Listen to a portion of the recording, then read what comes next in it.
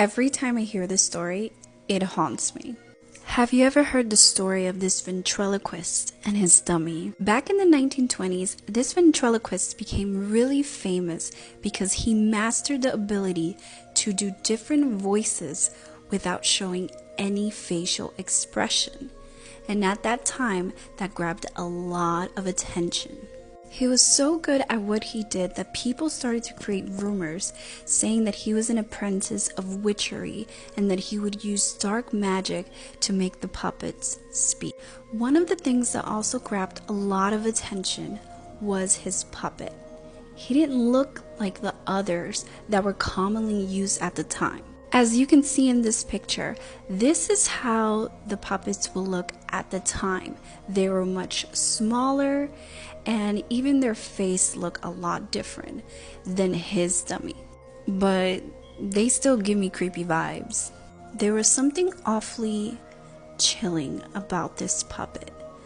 The way that he looked, his eyes, the shape, the size of his head, his skin texture, it resembles a lot like a child.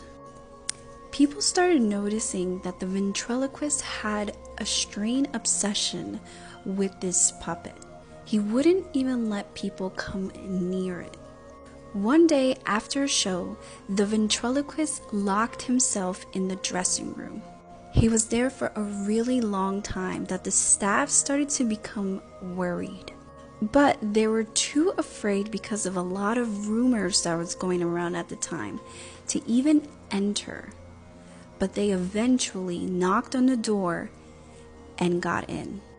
When they finally entered the room, they found the ventriloquist's body lifeless and initially thought that somebody came in to steal his puppet. When they opened the box where he is kept, he was locked in there. The puppet was inside. Even the officers were afraid to grab him because of all these rumors that were going around. But they had to for the open investigation.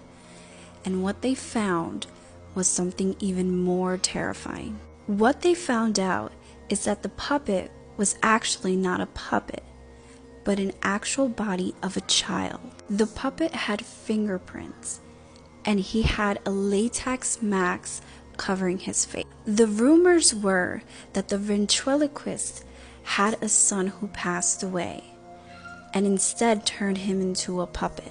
Unfortunately, they were never able to find out the identity of who the child belonged to. If you have heard this story, then you know that this is all a hoax and it's not a true story. But every time that I hear it, it still gives me the creeps.